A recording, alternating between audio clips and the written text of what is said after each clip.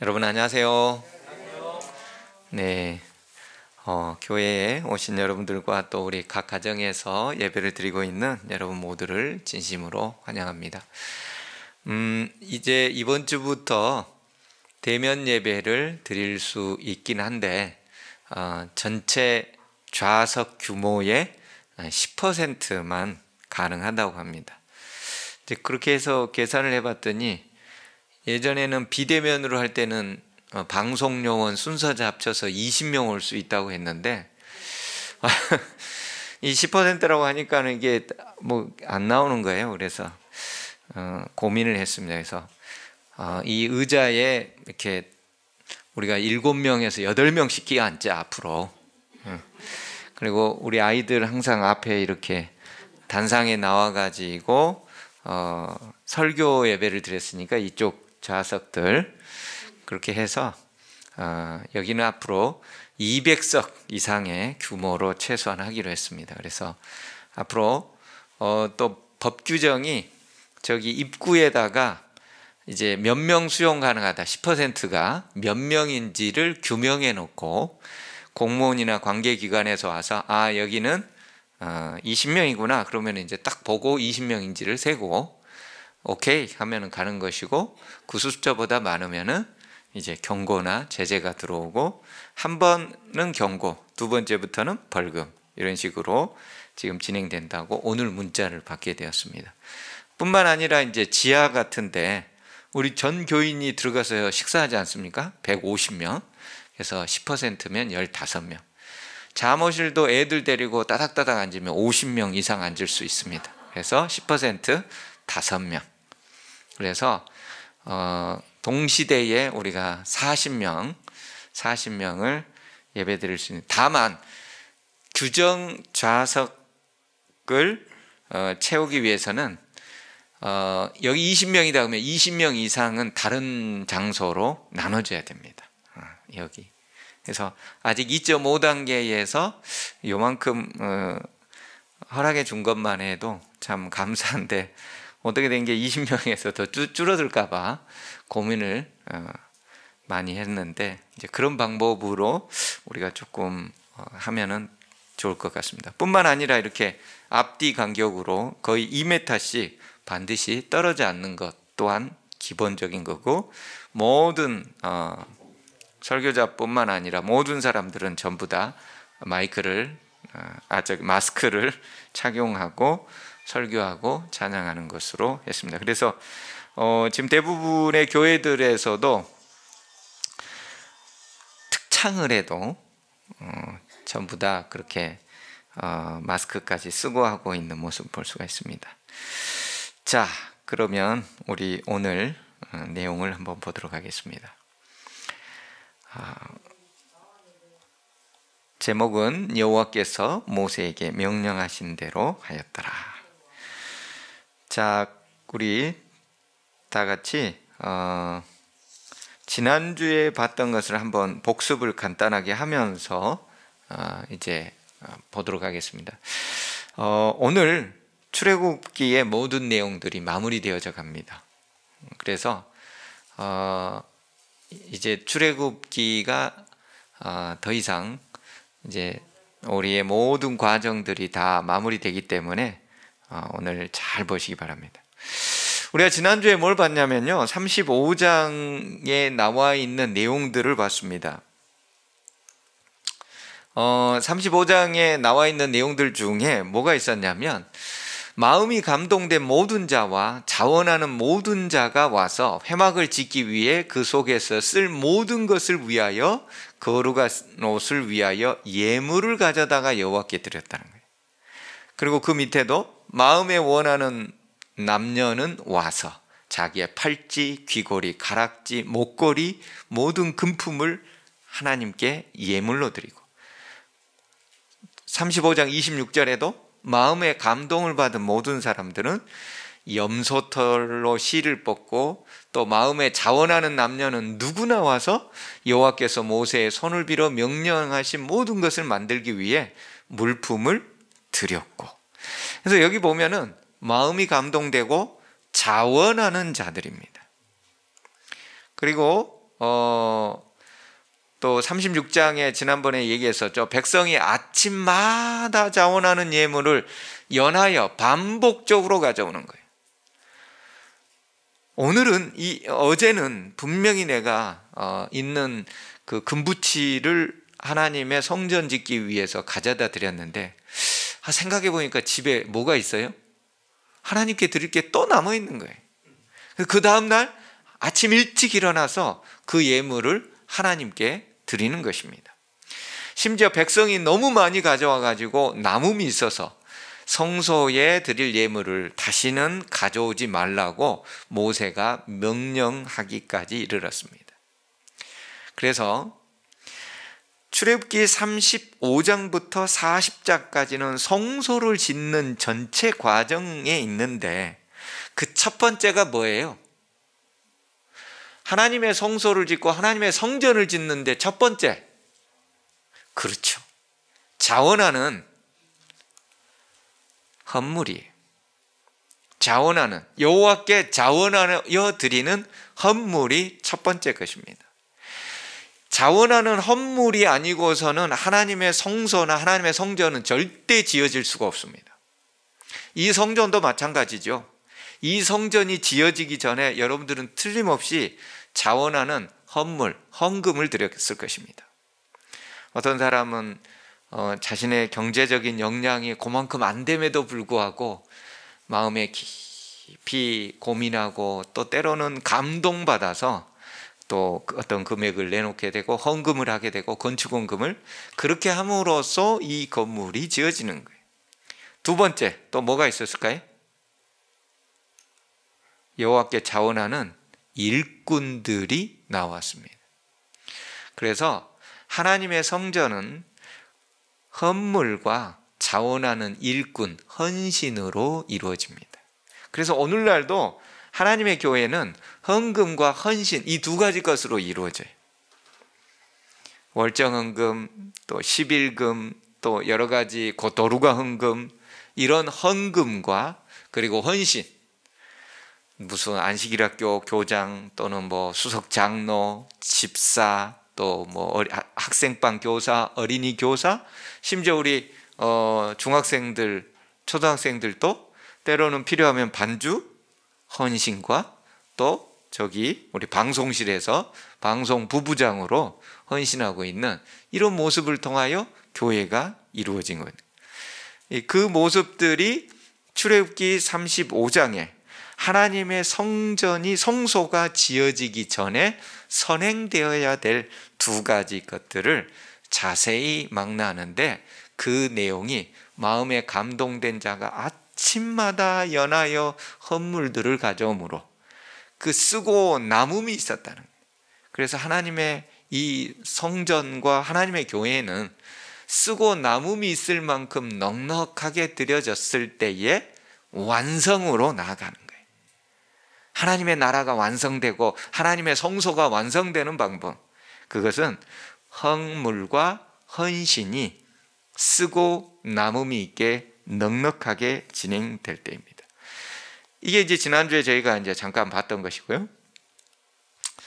그리고 났을 때 이제 출애굽기 36장 8절로부터 일하는 사람 중에 마음이 지혜로운 모든 사람이 열폭 휘장으로 성막을 짓기 시작합니다. 그래서 성막을 지음과 동시에 이제 36장부터 39장까지 하나님께서 출애굽기 25장부터 성소 제도에서 만들라고 명령하신 것들을 만들어 가기 시작합니다. 근데 그 모든 성막부터 시작해서 이제 언약궤라든지 이런 모든 것들은 우리가 지난 몇 달 동안에 이미 자세히 살폈는데 그 모습 그대로 지어집니다. 자, 성막을 여인들이 와가지고 또 마음이 지혜로운 모든 사람이 와가지고 열폭 휘장의 성막을 짓기 시작하고요. 자, 그 다음에 뭐가 있을까요? 37장으로 넘어가면은 언약궤를 만들기 시작합니다. 여러분들이 그 인터넷이나 이런 데를 조회하다 보면은 언약궤에 있는 그룹 천사의 모습들이 대부분 두 양 날개를 서로 어긋 끼고 있는 이 모습으로 나옵니다. 대부분 뭐 거의 99%는 그렇게 나와요. 근데 이제 영감의 글에 볼 것 같으면은 한 날개는 아래로, 한 날개는 위로 하는 그런 모습으로 그려져 있기 때문에 이 모습으로 제가 찾아가지고 했습니다. 뭐 이게 한 날개가 아래로 있느냐, 두 날개 다 위로 있느냐, 이거의 중요성보다는 언약궤가 바로 하나님의 율법의 말씀을 간직하고 있고, 또 그 위에 천사들이 서로 마주 대하는 그 가운데가 뭐라고 그랬어요? 시은 좌, 은혜가 베풀어지는 좌, 보좌, 장소라는 뜻이죠. 그래서 하나님의 인류를 향한 용서. 그래서 저기 바로 이제 예수님의 모습이라든지 이런 모습들이 그 언약궤의 시은 자에서 있는데, 그 인류에게 용서가 베풀어지는 과정의 단계가 번제단을 통해서 된다고 그랬죠. 그래서 시은 자는 그냥 있는 것이 아닙니다. 언약궤는 그냥 있는 게 아니에요. 뭘 통해서 있는 거예요? 번제단을 통해서 있습니다. 번제단의 희생제물, 예수 그리스도 하나님의 아들이 이 땅에 내려오셔서 희생제물이 없으면은 저기에서 시온자에서 용서가 일어나요, 안 일어나요? 일어날 수가 없는 거예요. 그래서 이 시온자의 영광의 빛이라는 것은 결국 번제단의 빛입니다. 그래서 이스라엘 백성들에게 하나님께서 두 개의 그 기둥을 통해서 보여주시, 나타나 주신다고 그랬는데, 그 두 개가 뭐였어요? 구름 기둥과 불 기둥이었어요. 그래서 불 기둥은 어디서 나오고요? 번제단에서 예수 그리스도가 십자가에서 달려 돌아가시는 번제단에서 불 기둥이 나오고요. 구름 기둥은요? 분향단, 바로 그 법궤 앞에 있는 쉐키나의 영광의 빛, 또 영광의 구름이 그 성소에 가득 찬 그런 모습들로 이제 성경에 나오기도 한다고 했습니다. 언약궤를 보니까 그동안 배웠던 내용들이 이렇게 다 생각이 나나요? 아주 또 새로운가요? 언약궤 안에는 뭐가 들어있었죠? 십계명에 두 돌비가 들어있었고요. 그 다음에요?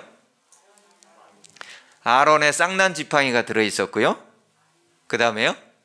만나 항아리, 이 세 가지 것이 저기 안에, 법궤 안에 들어 있었습니다. 근데 지금 이 법궤는 지금 이스라엘에 있어요, 없어요?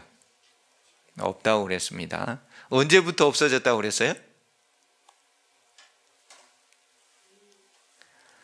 예레미야 시대에 바벨론의 침공에 의해서 유대의 성전, 그 당시는 솔로몬이 지었던 성전이죠. 솔로몬이 성전이 다 파괴되려는 시점에 경건한 무리들과 그 경건한 무리들 중에 예레미야가 아마 들어있을 것으로 이제 얘기하고 있습니다. 그래서 마카비서, 신구약의 중간에 해당하는 마카비서에는 예레미야와 그의 부하들이 법궤를, 언약궤를 모르는 곳에 숨겼다고 했고, 영감의 글에는 거룩한 무리들이, 주님의 거룩한 무리들이 이 언약궤를 숨겼다고 했습니다. 근데 우리가 상식적으로 알다시피 언약궤는 아무나 보거나 아무나 만질 수 있어요, 없어요?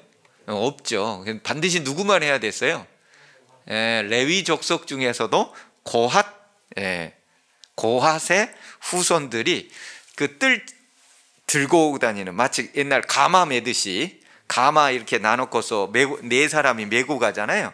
그러듯이 이 언약궤도 반드시 그렇게 이동을 해야만 됐어요. 만지면 죽는 경우가 성경에 나와 있어요. 하나님께서 그렇게 말씀하셨거든요.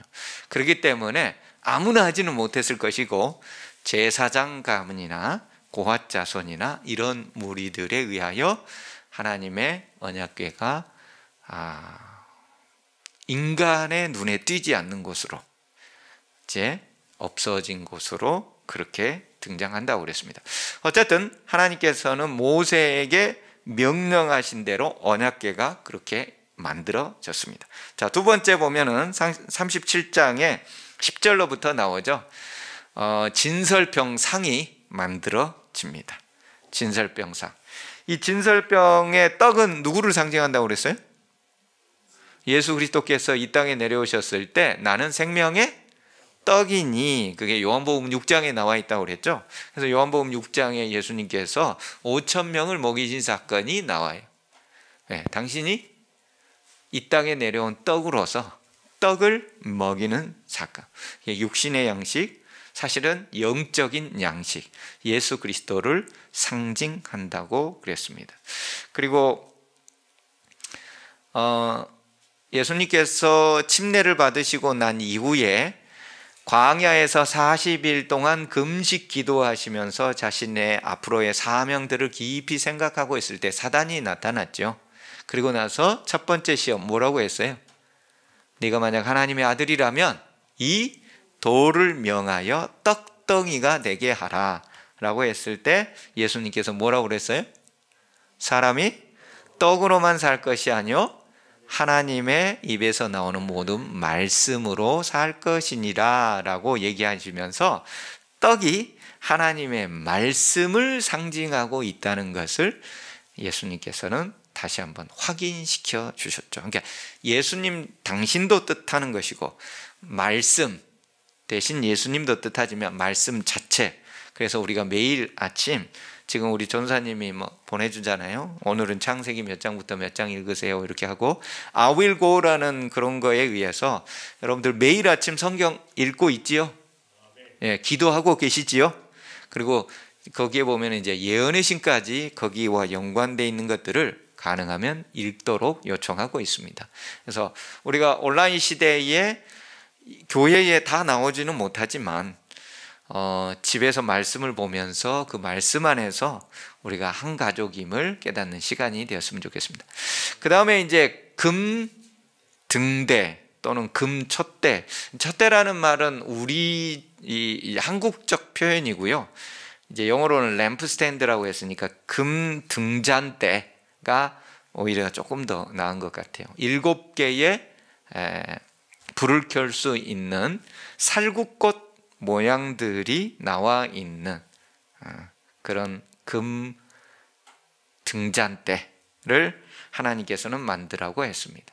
그래서 여기에 있는 그 빛은 빛도 예수 그리스도를 상징하지요. 빛도 예수 그리스도를 상징하고, 근데 이 빛이 나기 위해서는 여기에 뭐가 항상 공급이 되어야 돼요? 기름이 공급이 되어야 됩니다. 그래서 성경에서 기름은 누구를 상징하고요? 성령 하나님을 상징하고요. 그래서 두 감람나무에서 지속적으로 감람유, 올리브 오일이 공급되고 있는 모습을 통해서 성령 하나님의 끊임없는 공급을 통한 빛의 발산을 보여주고 있는 램프 스탠드, 금 등잔대가 지어지고요. 그 다음에 만들어지는 것이 이게 뭘까요? 뭐 같아요? 향이 오르고 있네요. 분향단이라고 합니다. 번제단과 분향단은 이 규모 차이만 거의 있다고 그랬습니다. 양 사각에 뿔이 있는 거, 저렇게 들도록 되어 있는 거, 향을 피우는 대신에 번제물을 피우는 거, 요것만 다르다고 그랬어요. 그리고 분향단이 언약궤하고 가장 가까이 있습니다.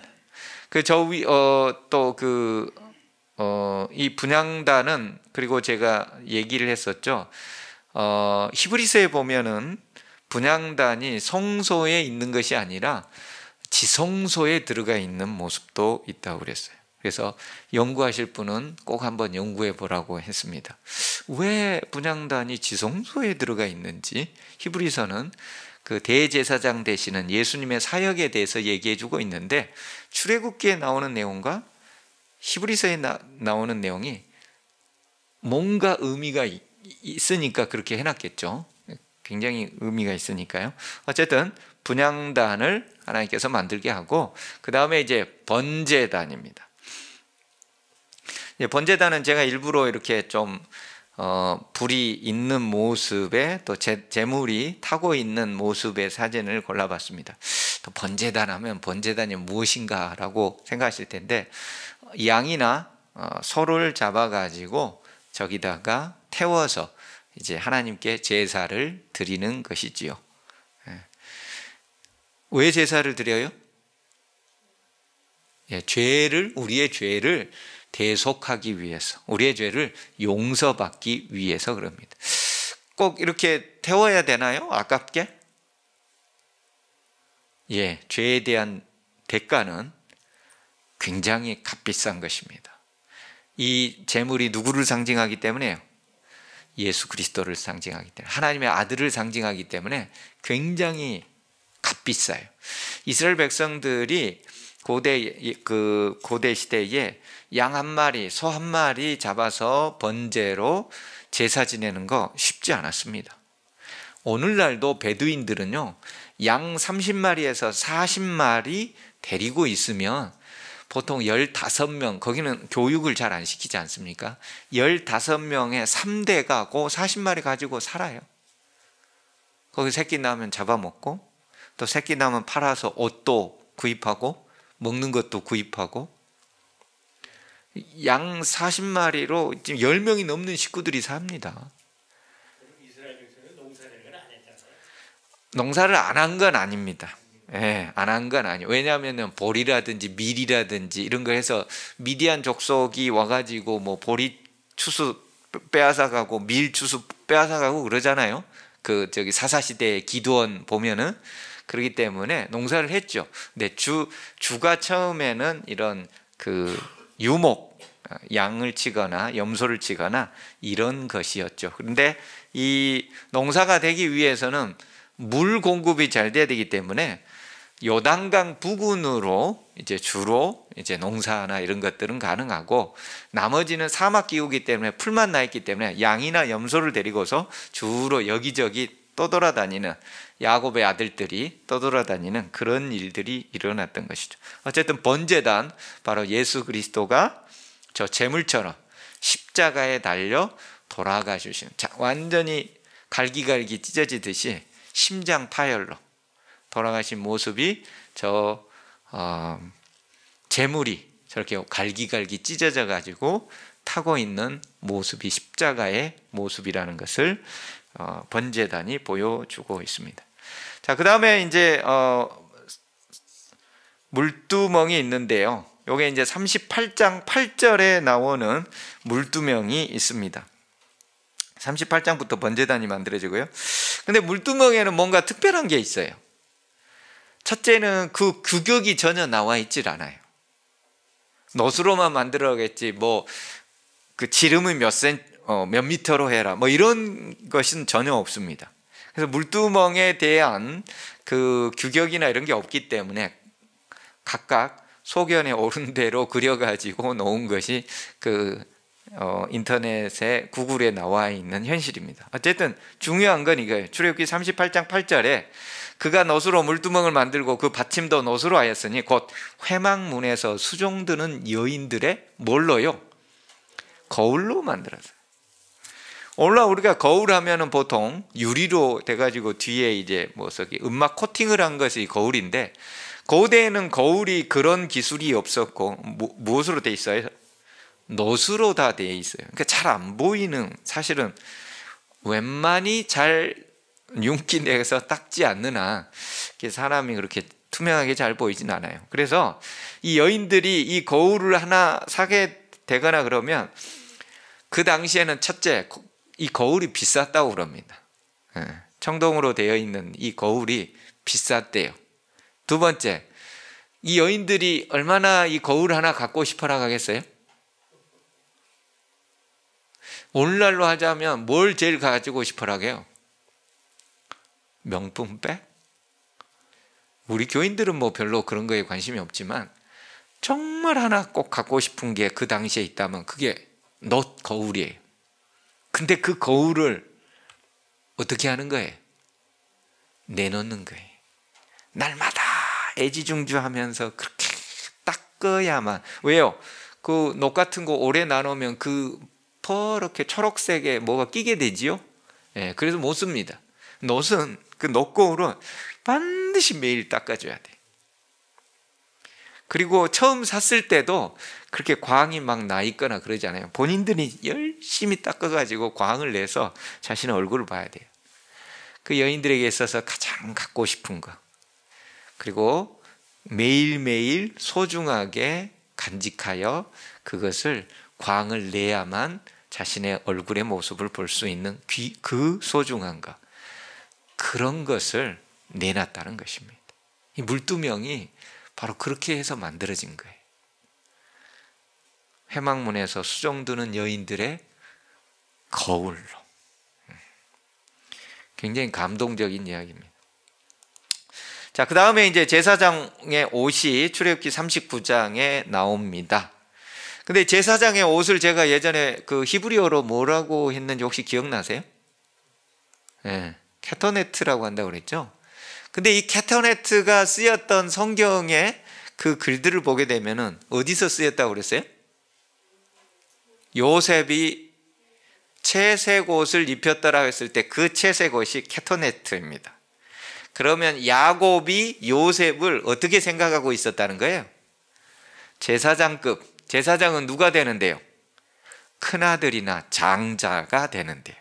그래서 그 형들이 우리 아버지 야곱이 저 막둥이에 해당하는 요셉을 장자로 앉히는구나 라는 것이 저 케토네트라는 옷에서 확연히 구별되어 버린다 했어요. 그래서 영감의 글에도 형들은 아버지가 요셉을 장자로 만들려고 하는 그것으로 인하여 매우 분괴하였다라고 기록해 놓고 있습니다. 근데 이 케토네트가 또 어디 쓰여 있다고 그랬던 것 같은데요. 창세기 3장 21절에 가죽옷이 케토네트입니다.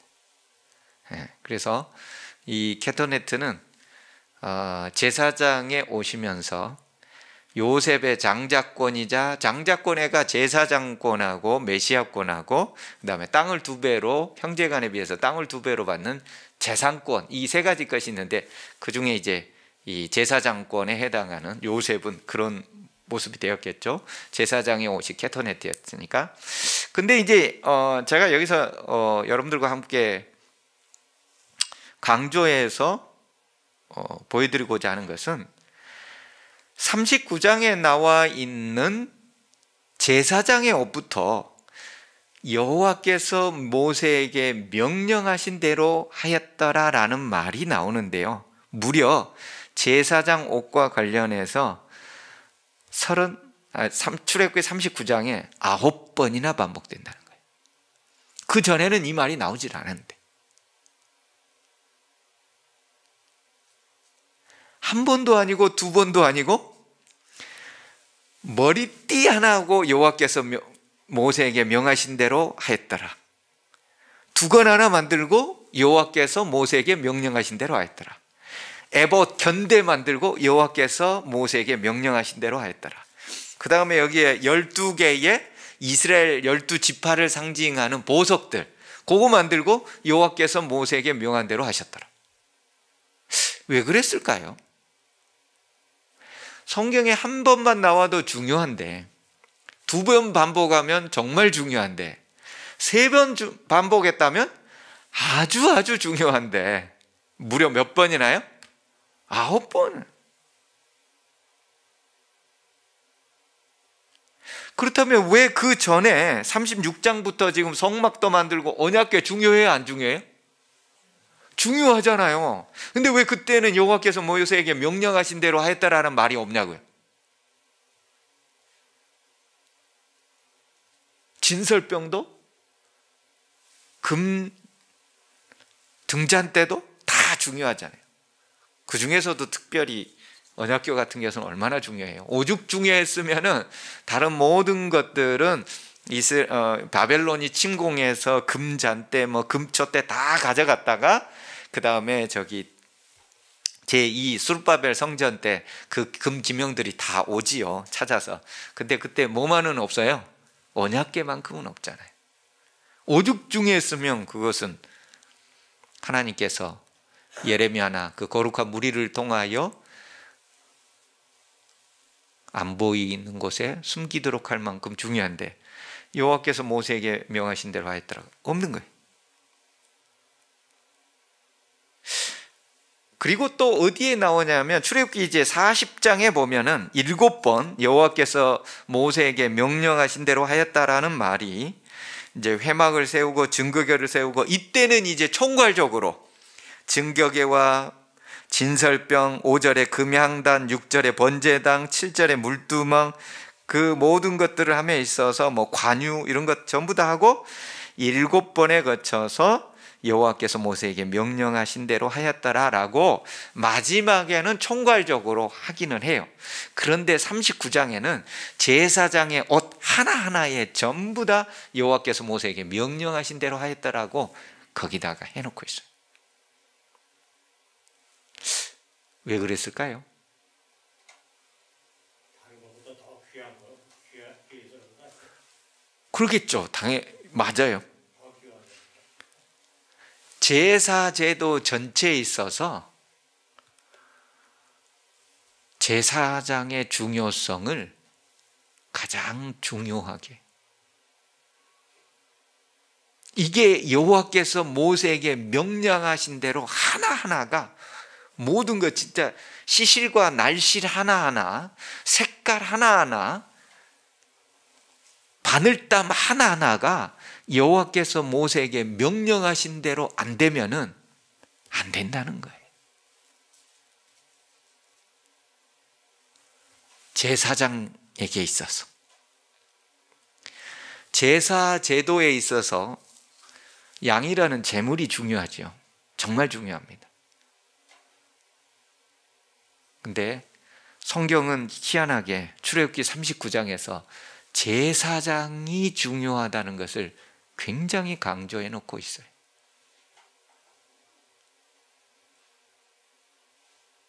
우리가 생각하면 제물이, 예수 그리스도를 상징하는 제물이 가장 중요할 것 같은데, 사실 그래서 성소 제도가 없을 때도 제사 제도 있었어요, 없었어요?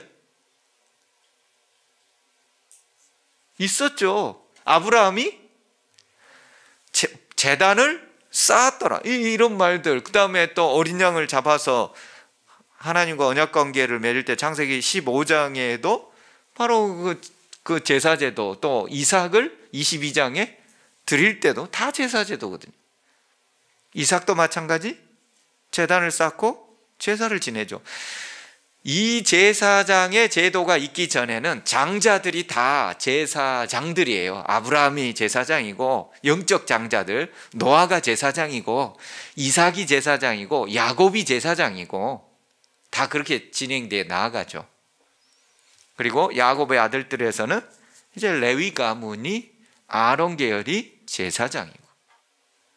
근데 한 가지, 어쨌든 출애굽기 39장에서 여호와께서 모세에게 명령하신 대로 다 돼 있다. 제사장의 중요성. 제사장이 누구를 상징해요? 예수님을 상징하는. 그래서 모세에게 명령하신 대로 되었더라라는 제사장의 중요성을 강조하는데, 제사장이 하는 일이 뭐냐면 양을 잡아 지내고 백성과 하나님과 연결, 고리 역할을 하게 되지요. 예전에 축복을 누가 했습니까? 민수기 6장에 보면은 하나님께서는 모세를 통하여 제사장의 축복이라는 것을 해줍니다. 그래서 제사장이 축복을 해요. 그 역할을 오늘날 이제 목회자가 하게 되잖아요. 사도적 축도라고 하는데, 사실은 사도의 축도가 있기 전에 민수기 6장 24절부터 있는 제사장의 축복이 있었죠. 제사장이 그만큼 중요해요.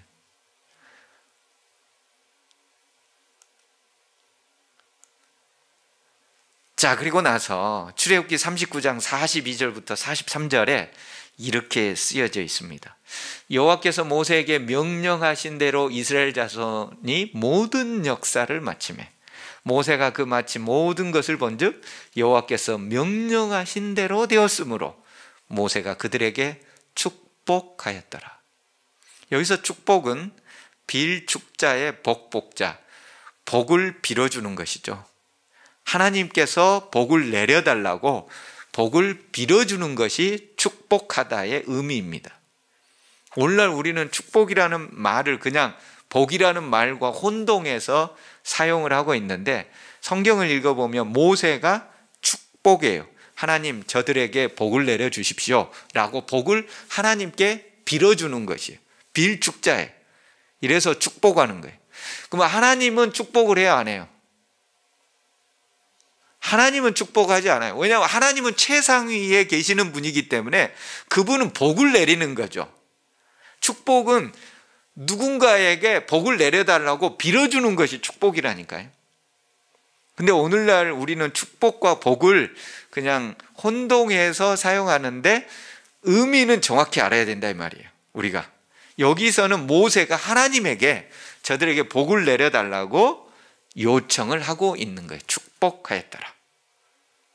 모세가 야 너희들 복 받을지어다 라고 하지만 그 복의 의미는 하나님 저들에게 복을 내려주십시오. 하나님께서 명령하신 모든 것을 그대로 다 이루었습니다 라고 얘기함으로써 복을 빌어주는 것이 축복하였더라. 자, 그런데 여기서 이스라엘 자손의 역사를 모두 마침에 그들에게 축복하였더라. 어디서 조금 들어본 듯한 뉘앙스 아닌가요?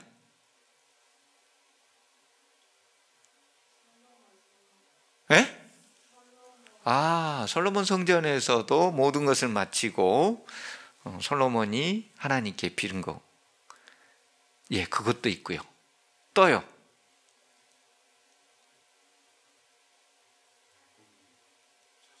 야곱이 자식들에게, 네, 그것도 있고요. 예, 맞습니다. 근데 제가 원하는 답은 아직 아니에요. 예? 여러분 뭐 기억난 게 있나요? 모든 역사를 마치고 축복하고 창세기 2장 보면은 만물이 다 이루어지니까 뭐예요? 하나님께서 그날을 복 주시고 출애굽기에서 성소제도의 모든 것들을 마치는 것, 그랬을 때 모세는 하나님으로부터 복을 달라고 빌어주는 것과 창세기 2장 1절로부터 3절에 만물이 다 이루어지니까 하나님께서 복을, 안식일에 복을, 안식의 복이기도 하지만 그 안에 안식일을 누리는 모든 존재들에게 복을 내리는 것이죠. 그렇다면 우리는 여기에 지금 보니까는 창조라는 게 있고요. 성소제도, 출애굽기 전체는 그럼 뭐예요? 재창조예요, 재창조. 구원사의 역사라는 것은 재창조예요. 창조를 하나님께서 해놓고 다 마치시고 복을 주셨는데 출애굽기도 똑같은 말로, 동일한 말로서 그것을 마감하고 있다고요. 우리가 출애굽기를 보는 여러 가지 시각이 있을 수가 있어요. 그래서 예전에 제가 한번 얘기했잖아요. 출애굽 모티브. 모든 성경을 구원사의 관점으로 구원해주는, 즉 죄악된 세상에서 그를 구원하여 하늘 가나안으로 가는 출애굽 모티브로 보는 과정이 있고, 여기는 창조와 재창조의 과정으로 보는 시각이 있는 것이죠. 왜요? 그 단어가 그것을 얘기해줘요. 창세기 누가 썼어요? 모세가 썼어요. 출애굽기 누가 썼어요? 모세가 썼어요. 모세는 하나님으로부터 영감을 받아서 이 모든 것을 진행함에 있어서 이것은 뭐다? 하나님께서 창조로 말미암아 만들어 놓은 것을 아담이 범죄로 무너져 버린 것을 지금 성소제도를 통하여 말씀이신 예수 그리스도, 그분이 제사장도 되시고 그분이 제물도 되시고, 그리고 성소제도 모든 것 하나하나가 전부 다 예수 그리스도의 포커스가 맞춰져 있는 그 모든 과정을 통해서 무너져 버린 죽어 있는 인간을 다시 뭐 해내는 거예요? 재창조해내는 과정으로 모세는 마감을 하고 있더라 이겁니다. 출애굽기는 재창조예요. 그래서 하나님께서 이제 40장에 보면은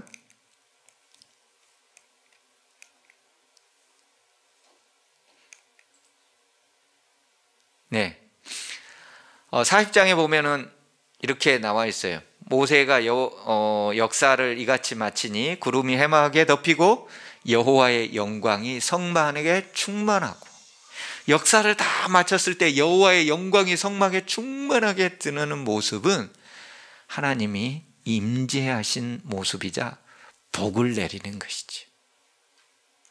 그 다음에도 마찬가지예요. 낮에는 여호와의 구름이 성막 위에 있고 밤에는 불이 그 구름 가운데 있음을 이스라엘의 온 족속이 그 모든 행진하는 길에서, 매일매일의 삶 속에서, 우리의 인생길에서 그들의 눈으로 보았더라. 그 조건이 뭐예요? 여호와께서 모세에게 명령대로 순종했을 때, 하나님의 구름 기둥과 불 기둥의 충만한 임재는 우리의 행진하는 길, 우리의 인생길, 하늘로 가는 이 광야 여정의 길에서 우리가 하나님의 영광을 볼 수 있는 유일한 길, 출애굽기 전체는 재창조를 의미한데, 그 재창조에 있어서 인간 편에서 가장 중요한 것은 여호와께서 우리에게 명령하신 대로 했을 때 가능하다는 거예요. 이 출애굽기의 결론이에요. 그래서 출애굽기 39장과 40장에서는 제사장이 중요하고, 그리고 여호와께서 모세에게 명령하신 대로 이 순종이 중요한 거예요. 이 순종이 없으면 아무것도 아니에요. 오늘날 제사장은 누구예요? 우리잖아요. 네. 우리잖아요. 네. 너희는 왕 같은 제사장들이요. 오늘날 우리가 제사장이에요. 그래서 출애굽기 39장에 여호와께서 모세에게 명령하신 대로가 무려 9번이나 써져 있으면서, 그의 중요성은 오늘날 제사장으로 살아가고 있는 우리들, 재림교인들, 참된 그리스도인들이 여호와께서 그들에게 명령하신 대로 순종하여 나아갈 때 그들이 행진하는, 하늘 가나안으로 향하여 행진하는 그 길에서 여호와의 불 기둥과 구름 기둥이 충만하게 임재함으로 눈으로 매일 보면서 그 길들을 걸어 나간다는 거예요. 여러분, 우리 인생 살다가 때로는 힘들지요. 원치 않는 어떤 걸림돌들, 원치 않는 그런 어떤 힘든 일들이 우리 인생에 벌어짐으로써 괴로울 때가 있습니다. 이스라엘 백성들 얼마나 좌충우돌했어요. 툭하면 모세를 원망하고.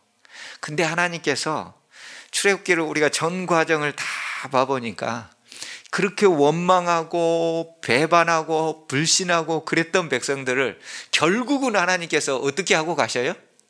끌고 가셔요. 하늘 가나안까지. 물론 도중에 그 광야에서 죽기도 하지만, 그렇지만 그들이 믿음을 안고 죽어요. 연약하고 나약한 사람들을 하나님이 다 끌고 가셔요.